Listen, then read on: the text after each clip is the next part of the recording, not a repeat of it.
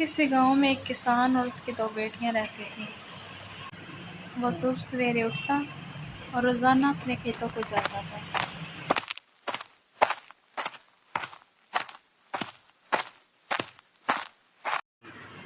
उसके बहुत ज़्यादा खेत थे। वो रोजाना सुबह सवेरे उठता और उनका जायजा लेने जाता था। ऊपर वाले का शुक्र है, लगता है इस दफा फसल अच्छी रहेगी। ऊपर वाला करे बारिशें हों और फसल अच्छी हो तो मेरा सारा कर्जा उतर जाएगा। और फिर इस उम्मीद से वो खेतों में काम करना शुरू हो गया। वो दिन रात खूब मेहनत करता ताकि सेठ का कर्जा उतारा जाए, जो फसल उगाने के लिए उसने काफ़ी ज़्यादा लिया हुआ था। वो परेशानी के आलम में अपनी ही सोचों में गुम रहता। अगर वक्त पर बारिश ना हुई तो सेठ का कर्ज कैसे उतारूंगा। सूद बढ़ता जा रहा है, ऊपर से महंगाई ने भी कमर तोड़ दी है। ऐसे तो खाने के लाले पड़ जाएंगे। ऊपर से दो जवान बेटियां हैं, कल को इनका ब्याह भी करना है। महंगाई ने कमर तोड़ दी है। और यही परेशानियों से दिन रात सताए रहती, जिसकी वजह से वो दिन रात काम करता रहता और आराम ना करता। सब अच्छा जा रहा था और फसलें भी अच्छी थीं। फिर अचानक गांव में सूखा पड़ गया। इस दफ़ा ज़्यादा बारिशें ना हुईं, जिसकी वजह से ज़मीन बंजर हो गई और हरियाली ख़त्म हो गई। किसान की दोनों बेटियां नैना और सुनैना। किसान की छोटी बेटी खाना बनाते हुए कुछ से बातें करने लगी। अगर ऐसे ही कुछ दिन और बारिश ना हुई तो हम क्या करेंगे? घर में खाने को भी कुछ नहीं रहेगा। पिताजी भी परेशान हैं। सेठ का इतना ज़्यादा कर्ज जो देना है, सूद बढ़ता जा रहा है। ऐसे में तो हम भूख से मर जाएंगे। उसकी बहन उसकी सारी बातें सुन लेती है और उसको समझाती है, अरे सुनैना, परेशान ना हो, ऊपर वाला सब ठीक कर देगा। ध्यान से सब्जी बना, कहीं जला ना देना। अच्छा, ये कब होगा सब कुछ ठीक? मेरी समझ से तो बाहर है। तुझे क्या कुछ दिखाई नहीं देता? क्या आंखें मूंद के बैठी हुई हो? घर में जितना अनाज है, ज़्यादा से ज़्यादा 2 दिन और चल जाएगा। उसके बाद क्या करेंगे? और ऊपर से ये कर्ज। फिर इनका पिता आ जाता है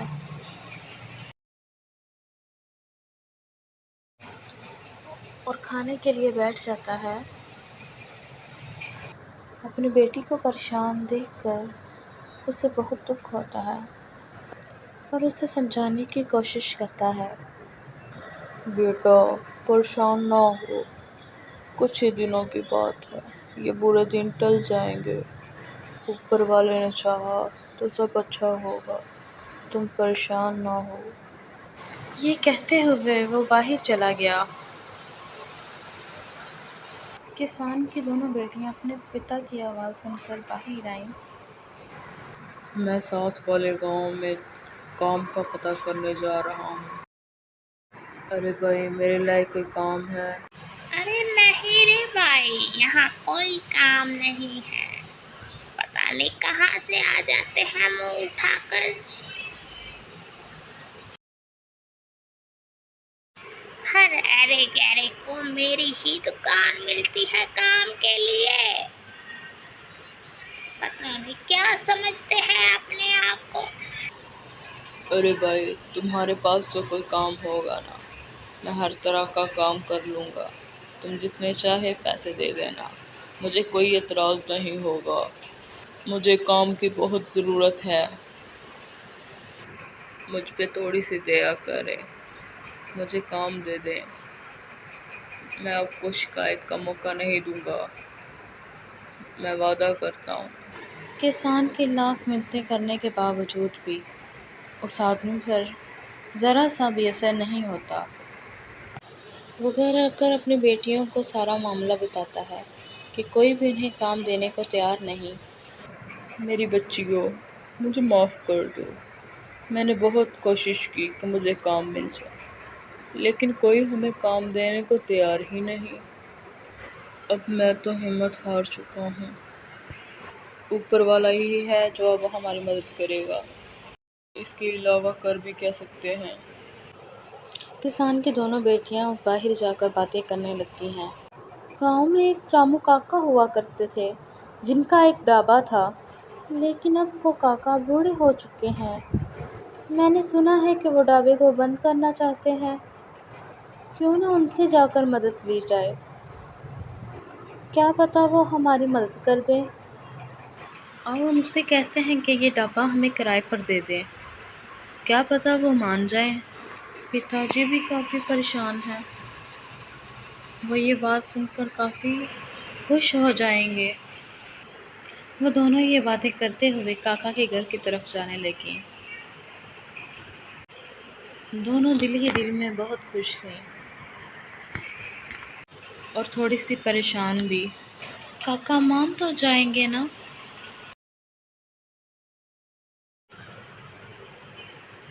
अरे रामू काका, कैसे हैं आप? तबीयत कैसी है आपकी? बूढ़ा हो चुका हूँ बेटा, तबीयत कैसी होनी है, ऐसे ही बस जिंदगी का गुजर बसर हो रहा है। तुम लोग बताओ, यहाँ कैसे आना हुआ? क्या कोई खास काम था? बताओ क्या बात है? हाँ काका, सुना है कि वो आप अपना ढाबा बंद करने लगे हैं। हमें वो अपना ढाबा किराए पर दे दें। हम आपको हर महीने की पहली तारीख को किराया दे दिया करेंगे। इस तरह आपकी भी मदद हो जाएगी और हमारा भी काम भी बन जाएगा। काका ना मत करना, हम बड़ी उम्मीद लेकर आपके पास आए हैं। बेटा, मैंने ना क्यों करनी है? तुम मेरी भी बेटी हो, जब तक चाहो चला सकती हो ढाबा। दोनों बहनों का ढाबा चलना शुरू हो गया। अरे भाइयों, तुम जो चाहो खा सकते हो। यहाँ हर किस्म का पकवान है, किसी भी चीज़ की कमी नहीं। यहाँ पे आपको सब कुछ मिलेगा। छोले भटूरे, कढ़ी चावल, दाल मखनी, पनीर, पालक पनीर, लौकी की सब्ज़ी, दाल चावल, राजमा चावल और सबसे बढ़कर हमारे रेट्स सबसे कम हैं। अरे भाई देखो, महंगाई के इस दौर में जहाँ पे महंगाई ने सबकी कमर तोड़ दी है, क्या इतने सस्ते में कहीं मिलता है? हाँ बहन, वैसे ये बात तो है। मैं जाता हूँ और बाकी लोगों को भी कहता हूँ कि वो आपके ही ढाबे से खाना खाएं। ये कहते हुए वो आदमी चला गया और बाकी लोगों को भी बताने लगा। वाह, मज़ा आ गया। तुम दोनों के हाथों में बहुत ज़्यादा स्वाद है। आज तो खाना खा के दिल खुश हो गया। इतना मज़ेदार खाना पहले कभी नहीं खाया। क्या बात है! वाह क्या बात! इससे पहले हमने ऐसा खाना नहीं खाया, है ना संतोष? मज़ा आ गया। इतना स्वादिष्ट खाना था कि क्या ही कहने। ऊपर वाला ये स्वाद तुम्हारे हाथों में बनाए रखे। बेटा, आज मैं बहुत खुश हूँ। तुम दोनों ने मेरा सर गर्व से ऊंचा कर दिया। ऊपर वाला तुम जैसी बेटियां सबको दे।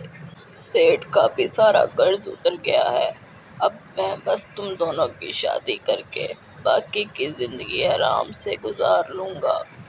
मैं तो हार मान चुका था, पर तुम दोनों ने हार नहीं मानी और मेहनत करके सारे हालातों को ठीक कर दिया। मेरी बच्चियों, हमेशा खुश रहो। ऊपर वाला तुम्हारा भला करे। काश तुम्हारी माँ जिंदा होती आज। पिताजी, ये सब कुछ हमने आप ही से तो सीखा है। दिल लगा कर मेहनत करना और हार ना मानना। हाँ पिताजी, हालातों से डरना नहीं बल्कि उनका डट कर सामना करना। और इस तरह उन्होंने सब हालातों पर काबू पा लिया।